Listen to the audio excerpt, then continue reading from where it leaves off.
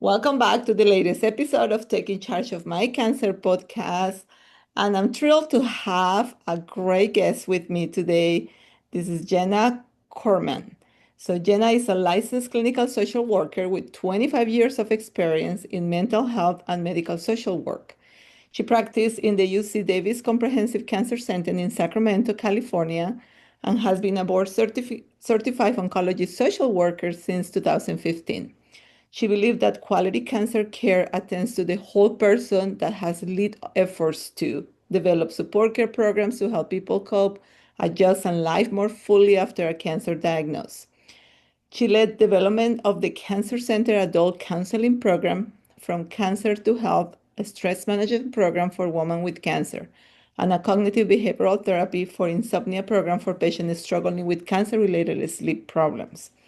Her expertise in sexual wellness after cancer and in working with gynecological cancer patients for many years, she noticed that many women struggle with sexual problems after treatment, yet few were getting any help. Jenna believed that one's sexual well-being is an integral part of their overall well-being.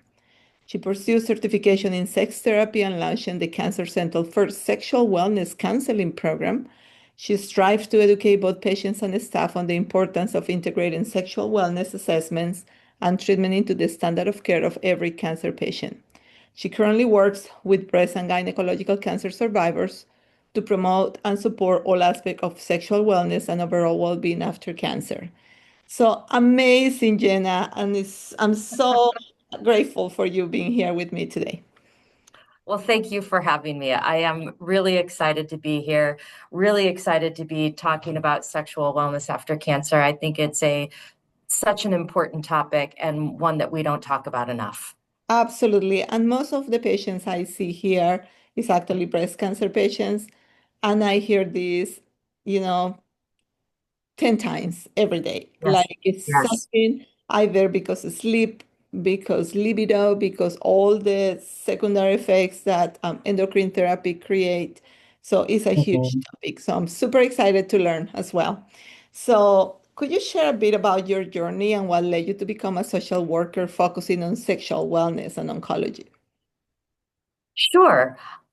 So I started as a medical social worker, a general medical social worker back in 2004. And what led me to oncology was really sort of chance. I had some family changes going on in my life, and at the same time, a job in oncology popped up, and it seemed to fit my life needs at the time. And I also thought that oncology sounded like an area that would be interesting and challenging. And so I leapt at the opportunity. And that was about in 2012. And when I first started working in oncology, I was assigned prostate cancer and gynecological cancers. And those happen to be two groups that have a very high incidence of sexual problems and sexual side effects after cancer. And so, interestingly to me, it was the prostate cancer folks who really started talking to me about these problems, or that's where I first started hearing about them the most. And there were a lot of people who were coming to me and expressing a lot of distress around sexual problems that really were impacting not just their sexual functioning, like the Mhm. physicalness of having sex, but really what they were impacting their relationships, impacting their sense of self, Mhm. impacting their emotional and mental well-being. In fact, I remember one case that really sticks with me. It was a man who, 65-year-old, in a partnered relationship, a long-term partnered relationship. They had enjoyed a active and satisfying sex life prior to his diagnosis. And afterwards, after treatment, he was completely unable to have a sexual relationship with his partner due to pretty severe erectile dysfunction. And he was actually referred to me for depression and suicidal ideation. Wow. And but then when I talked to him more, there was just so much more to the story. What this was really about was quality of life. This was really about him feeling, and other men expressed this sentiment as well, that not feeling like a man, not feeling fully like a man, not being able to fully engage in his relationship in the way he wanted to, and feeling like his partner deserved better or deserved different. And his distress was such that he was thinking about ending the relationship.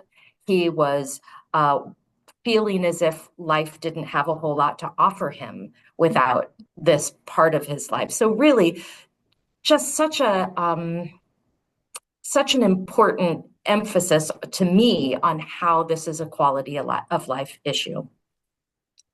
Then, if we skip to the gynecological piece, I started asking myself questions about, if certainly suspecting that this was an important issue for gynecological patients as well. And so I started asking questions there.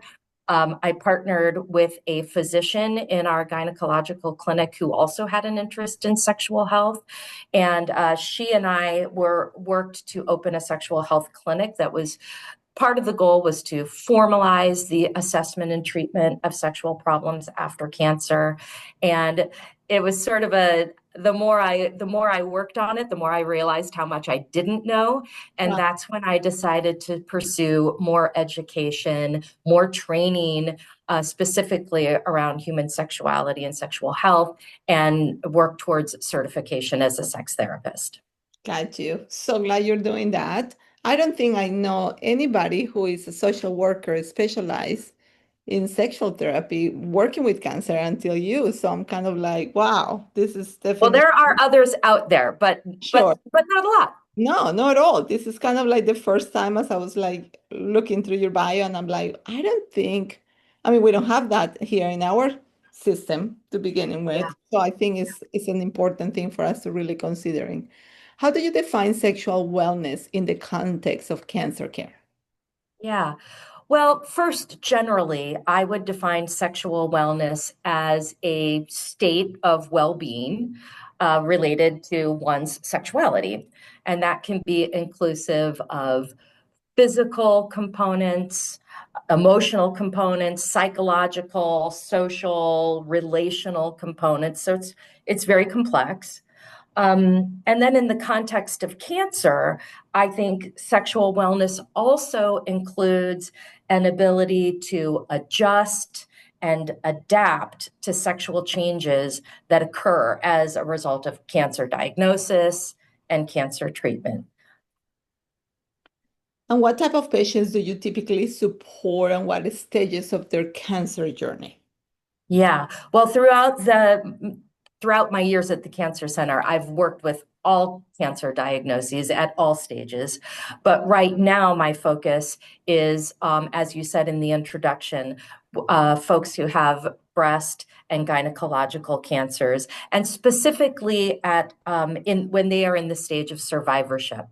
And the reason for that, that sort of evolved in that we began to see that while people were going through treatment, it's common for there to be a cessation of sex. Maybe at diagnosis, there's a cessation. If they are having sexual activity, there's a cessation of sex, and we can understand why that may be. There's a lot of stress. There's a lot of things that are being prioritized, and sex kind of gets put on the back burner. And then as they go throughout treatment, that cessation of sex might continue. It might be sustained. And again, we can kind of make sense of that. We're not feeling well. We have lots of medical appointments. There's a lot going on. And so it just might not be prioritized. That's not true for everyone, but for many people, that is the case. And then it's not until treatment is over and our bodies are starting to recover and we start to have room in our lives to start bringing in some of the things that were put aside while we were going through treatment. That is often the time when people may become interested in resuming sexual activity again. And that may be also the time when they discover, oh, things aren't the same here. Mhm. My body's not the same. I'm not the same.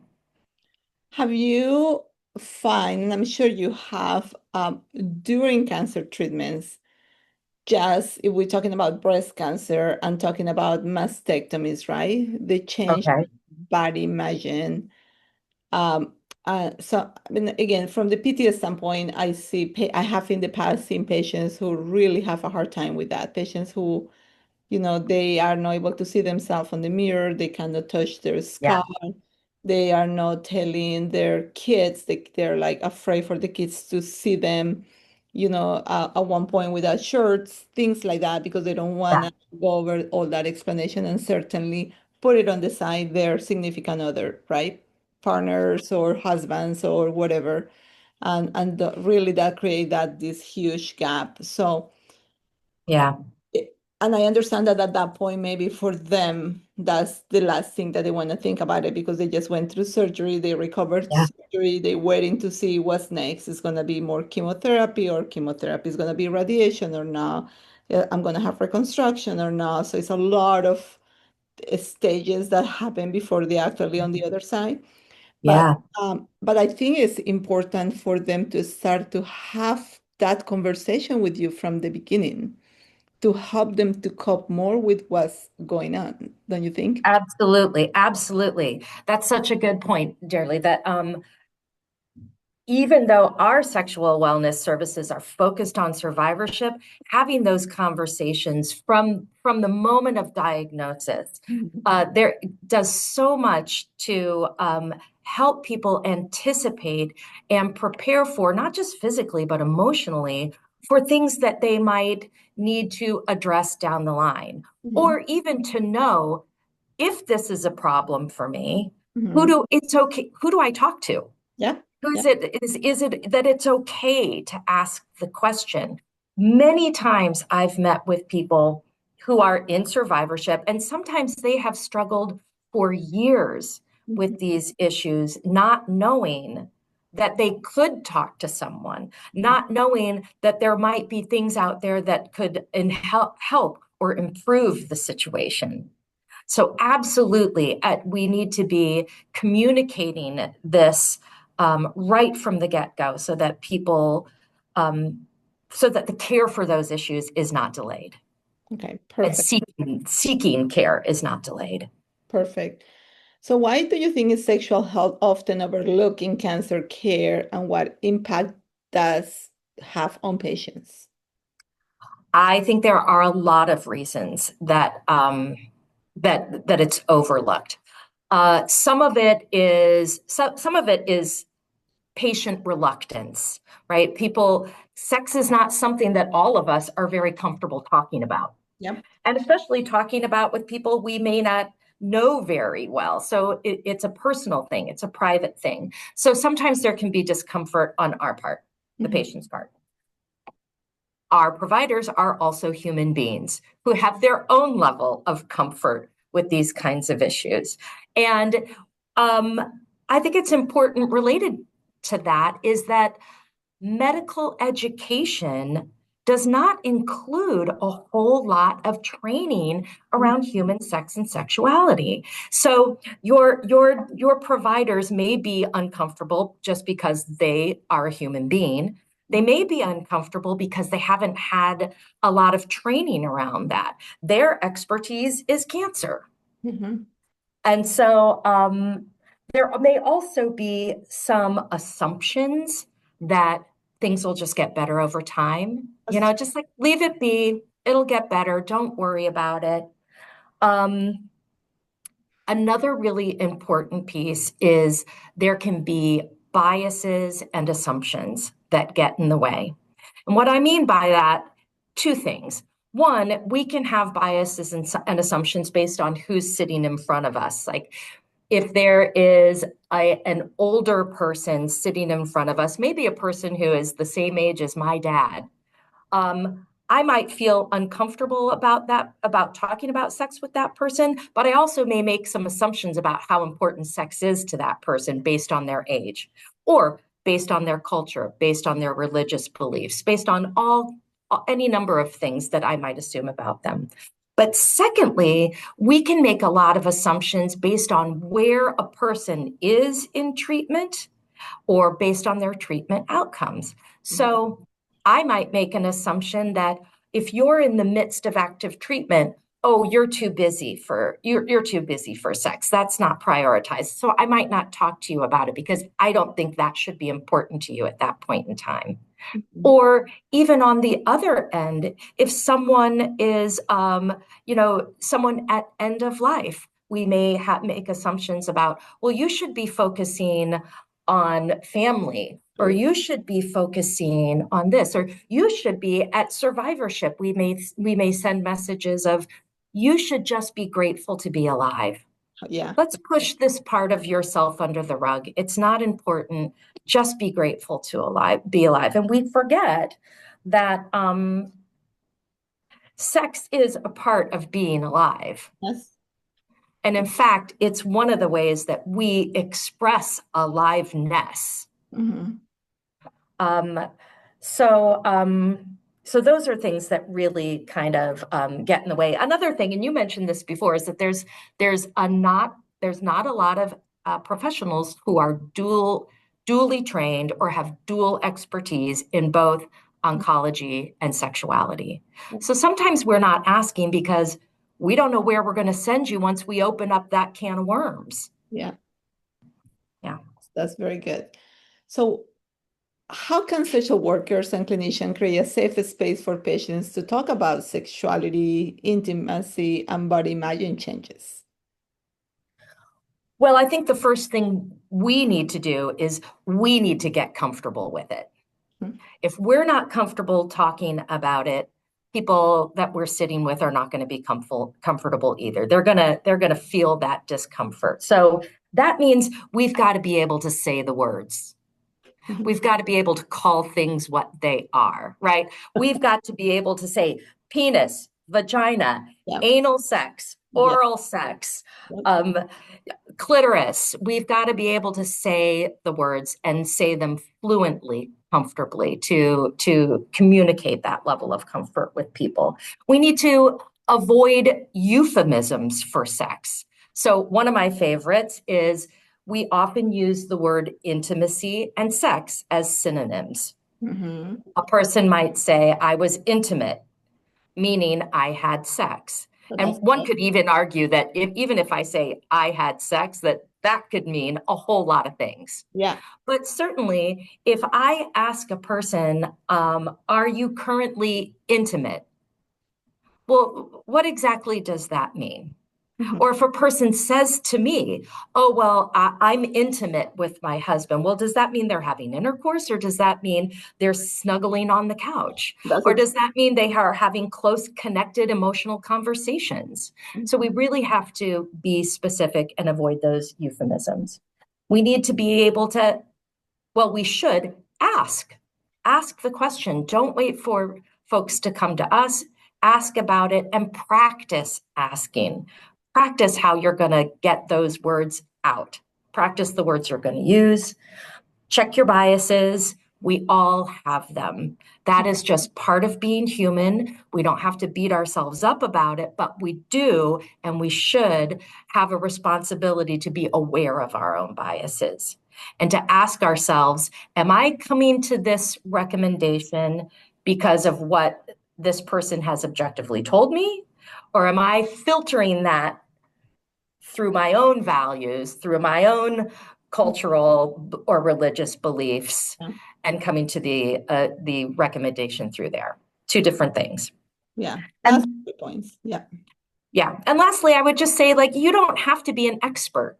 Mhm. You don't have to be an expert. You just, but because sometimes just opening up the conversation for a lot of people, that's going to go a long way to get them on the road to recovery. Yeah, that is so true. Sometimes we spend a lot of time with our patients, thankfully. So sometimes 45 minutes to an hour. So it's a lot of things besides, doing some manual therapy and hands-on, whatever we're doing, and exercise during that time we're doing hands-on. It's a lot of room for talking about different things, including that. So sometimes we become a little bit parapsychologists, right? They're the ones who are telling us these things. They're the ones who Yeah. are crying about feeling that. And when we start to really open, when they're like, I feel terrible, my libido is down. I really don't want my husband to be close. It's a good thing I don't have to worry about sex any longer, because I really have no desire for it any longer.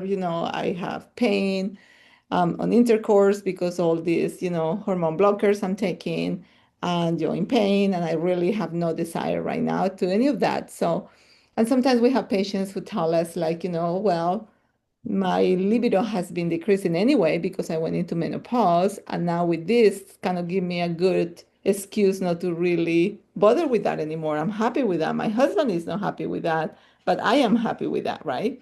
But Right. at one point, it's like sometimes I question that and I tell them, like, are you really happy with that? How important was this for you?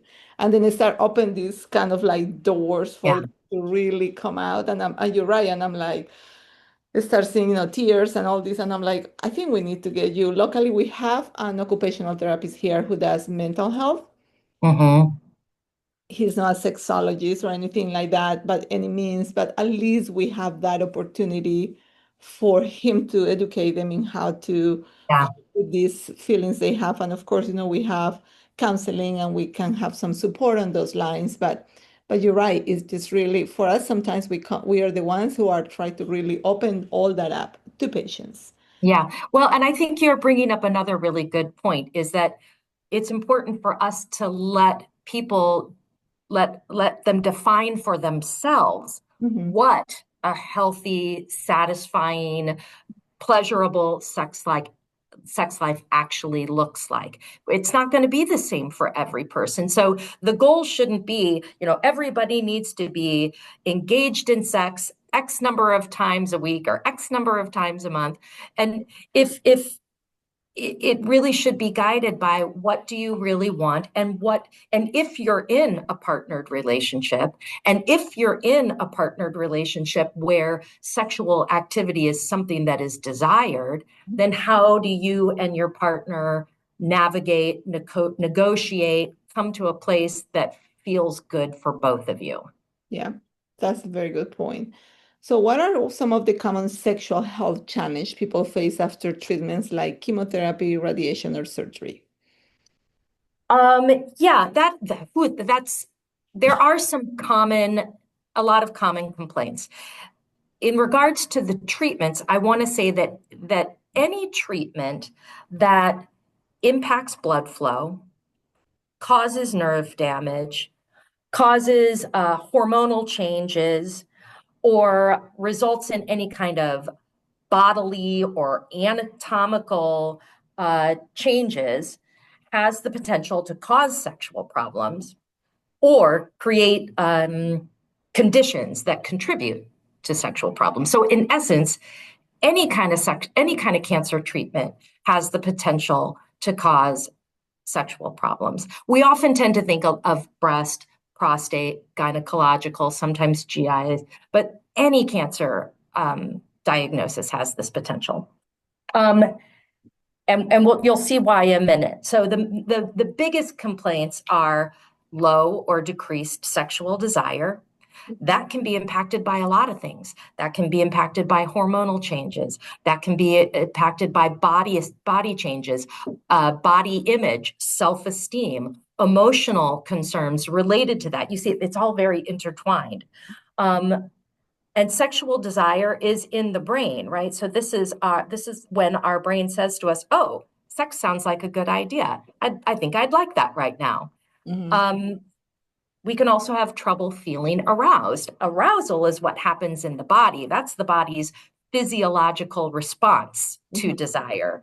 I think sex sounds good. And then suddenly, for penis owners, it's blood flow to the genitals, so getting erection. Or for vulva owners, the clitoris getting erect, or a swelling of the vulva, or getting flushed, or lubrication of the vagina. It's all those physical things that happen. That's the arousal response.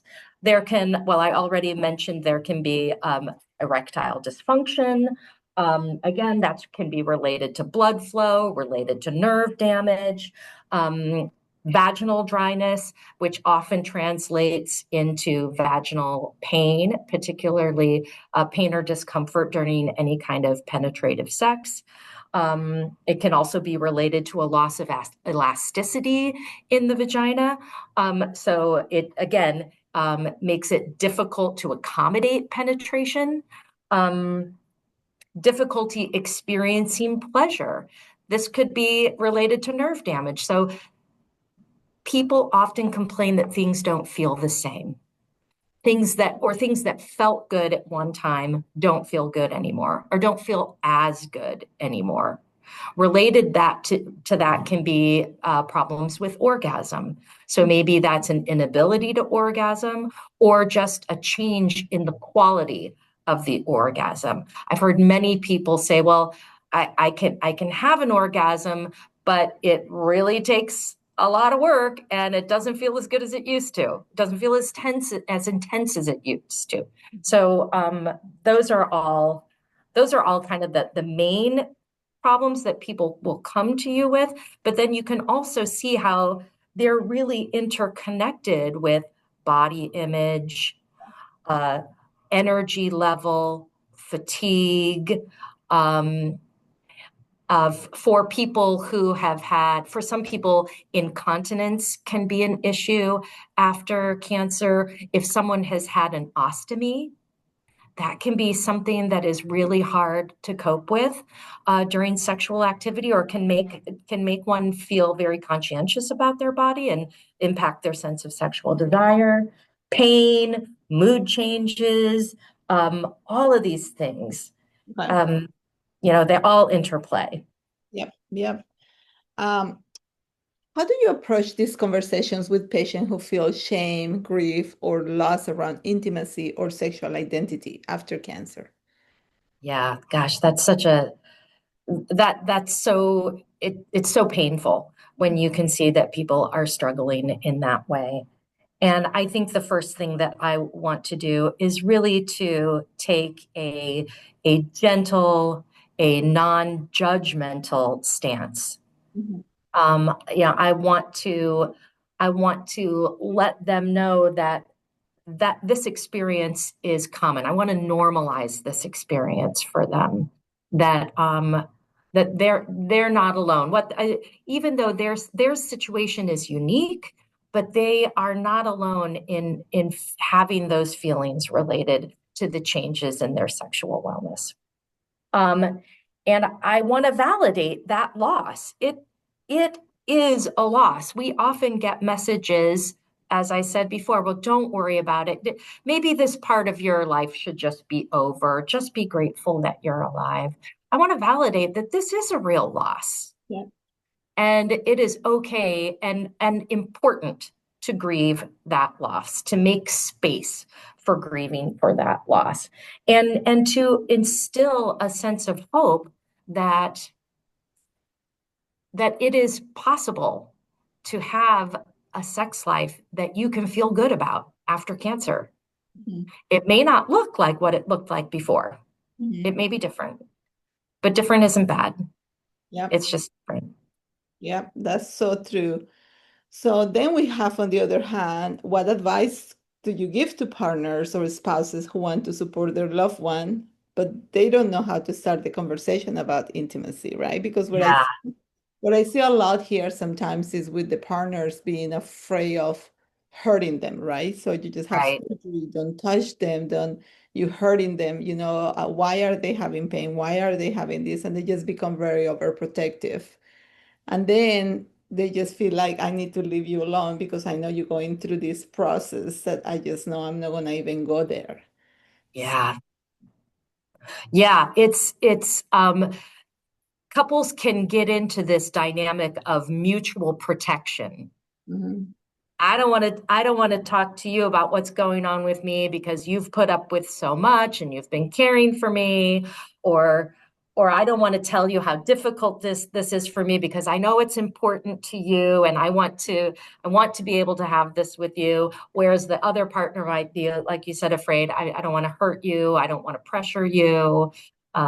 So couples end up not talking about it, and it doesn't get better. So, and communication around sex is hard. I think for a lot, there might be some couples out there. There are couples out there who are good at communicating around sex, and maybe that has been a part of their sexual life. But there are also a lot of couples for whom communicating around sex is something new and something difficult. Maybe it's new because they never had to do it before because everything just kind of came naturally and it worked all right and we were happy with that. Yeah. So communicating is hard. Um, but so we have to prioritize it. We have to prioritize and plan for communication.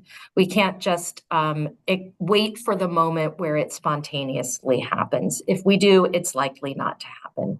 So we have to plan for these conversations, which means, picking a time where we have the energy and the mental focus when we're not going to have distractions. Mhm. Picking a place that is neutral. Mhm. You do not want to talk about sex in the bedroom or any place else where sex might be happening Yeah. for you. Yeah. It's just too much of there's too many connections there. It's too loaded of a spot. So we want a neutral spot, and remembering that this conversation about sex, it's not going to be a one-time thing. We're not going to just have one conversation and it's all going to be good. We should expect that this is an ongoing conversation, and that there might be times when we need to take a break.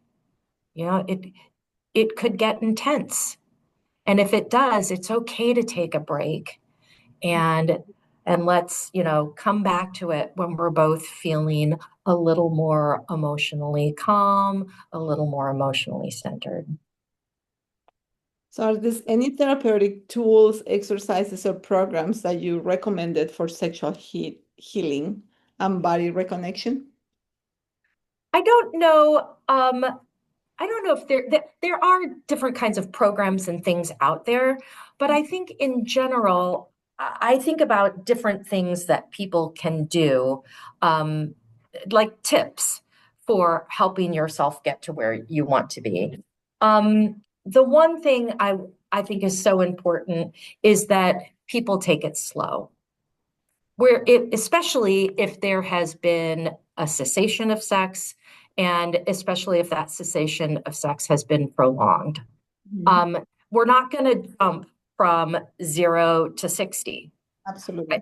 We could, but that's not likely to result in a satisfying sexual experience for us. That has a lot of likelihood that that's going to end with us feeling like that didn't go well, and now I might feel guilty or ashamed or anxious about trying this again. So go slow, move at baby steps. And one really great place to start is just to focus on intimacy defined as closeness, either emotional or physical closeness, not defined as sexual activity.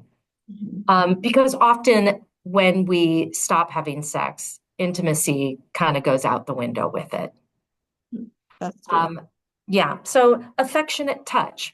Are you and your partner, are you engaged in any kind of affectionate touch? Can you scooch closer together on the sofa when you're watching TV? Can you hold hands when you're taking a walk? Can you can you set aside time when you can connect on an emotional level? Prioritize time for you to connect on an emotional level, because that connection for many of us is the foundation that we build on to create Mhm. a sex life that we feel good about. Um, one I will recommend. There's one activity that I really love, Okay. especially for folks who are trying to build affectionate touch back into their relationship, and that is called the 30-second hug. Oh. Um, It's super simple in concept, and it is basically what it sounds, that every day you have a 30-second hug with your partner. Now, this is not, a hug where we're leaning over. This is full I love frontal body contact hug, okay. where we are really embracing our partner. Maybe we're nuzzling into their neck if that's where our head lands, or their chest, or the side of their face. And we're not going to talk. We're just going to take in the sensation of an embrace from our partner and the sensation of embracing our partner. And we're going to do that for 30 seconds. And that seems like a really long time. It will feel like a really long time. And in fact, some people might find it awkward or uncomfortable at first. But, and that's why we sustain it for 30 seconds. Because that's kind of long enough for us to start to shed some of the awkwardness and really start to just appreciate the sensation of touch.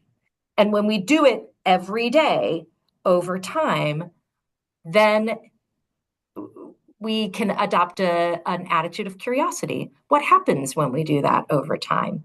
How does the hug itself change? How does that change the way I interact with my partner throughout the day? How does that change my feelings of connection with my partner? So that's one really easy thing. Well, simple, maybe not easy, but simple thing that we can do. That's a good tip. Yeah. The other thing is, to be open to new experiences. Can we be flexible? Can we be adaptable? If our bodies have changed, then the old stuff that we used to do that worked really well Mhm. might not be doing the trick now. So how flexible can we be? How open can we be to introducing new things? Um, and kind of redefining for ourselves, or actually even rediscovering, what does pleasure feel like in this body that is here today. Mhm. It That, might not be available to us in the same way it was before. that's true. That's so true. How can healthcare teams be better training and support to include sexual wellness on their routine assessments? um, well, I think one of the first things we can do is know who are the people on our teams, who are the experts, either on our teams or in our health systems or in our communities. Who are the experts? No, just know who those people are, and reach out to those people. Can you form relationships with those people? Um, if you if you're having trouble identifying those people, and maybe there aren't a lot of those people or any of those people in your community, a lot of smaller communities may struggle to find these kind of folks. They're not there. So can we become the sexual wellness champions? And we might do this by, can we identify other people who are also interested in this? Mhm. Can we form work groups, consultation groups, huddles? Are there other professional organizations that we might be members of that we can reach out to and identify colleagues, other places who might also have an interest in this? So I know that, social workers, physical therapists, we all have professional organizations, national organizations, and that's a bigger pool of people. So you might be more likely to connect with folks through your professional organizations. And then there are a number of trainings online and some in person that are geared towards healthcare professionals. And a couple of notable ones, there's a organization called After Cancer, and they are dedicated to providing resources for normalizing sexual health in cancer care, in a cancer care setting. So they have a number of trainings that offer CEUs. Some of them are short, some of them are longer. And I think they even can, be hired to come out to institutions and provide trainings. But one of their trainings is called the 30-second message. And it's a 2-hour training. And it basically helps healthcare professionals across the spectrum of disciplines create a quick way to communicate to every patient in front of them sexual health is important. Um, and I am here to talk to you about that and invite people to share their experiences. That's great. That's awesome. Oh my God, that has Yeah, been such it's amazing information. Really, I think that we need to talk more about it. I oh think yes. I mean we just kind of bit off the tip there. exactly. I think that, this is going to be a really a great opportunity for even, healthcare teams as well, that, some of my guests who has been here who listen to this podcast to just really it's kind of an open eye for like, let's start to open this conversation more with patients because it's such an Yeah, important part of it that yeah, right, people is not comfortable with. We're surrounded by some pelvic health therapists, and as a pelvic health therapist, you talk about this all the time, right? yes, For them, it's like, embracing the words like you mentioned before, vagina, penis, is just part of their daily language every day. So, right. so usually they're the ones who start talking about that. Yes. We actually start asking patients. We have a breast cancer surveillance for breast cancer lymphedema Mm, here. And then one of the questions we start asking patients is about sexual health. Like, you have pain yeah, with intercourse, you have, vaginal dryness, and sometimes can be like, well, like some of the patients are like, well, I'm not sexually active, but that doesn't mean that it's important because if you're going to have a gynecological examination, it's going to be very painful. So yeah, that's it's right. important That's not right. necessarily because you're not sexually active now or because you are, 80 years old and you're assuming you're not sexually active. That doesn't mean that some 80 years old continue being active and That's you right. should be continue being active if you have that situation with your partner. But I think that it's important to start touch base on that. So that has been giving us really more opening conversation to, you have any issues with incontinence, like you mentioned before. Yep. Constipation, because it's things that a lot of the pelvic health therapists can address more in detail and then really help with, okay, let's work on these muscles, let's work in these tinies, let's get the support for some other things to try to Oh, help you. yes. Yeah, our pelvic floor PTs are such important partners in promoting sexual health. Yes, yes. So that has been amazing. I totally have to bring you back for a second part so we can talk about so much more. I But would love that. yeah, thank you for your time. That has been amazing. Thank you so much. I appreciate it. I appreciate it. You have a great evening. Same to you. Oh, one more thing I forgot. How can people get a hold of you? And I will put that on the show notes, but Yeah. So I can be reached through my work email. That's probably the best way to get a hold of me. I think do you need me to say what that is right now? I'll put it on Okay. the show notes. Yeah, Yeah. yeah, yeah. My work email, I think I provided you with my work phone number as well, and I am happy to field calls Okay. through either place. Perfect. Perfect. Awesome. Well, thank you so much. And you have a great rest of the great day in California. It's daytime here. It's going to be evening time soon. Yes. So I appreciate it. Thanks. You take care. Bye. Bye.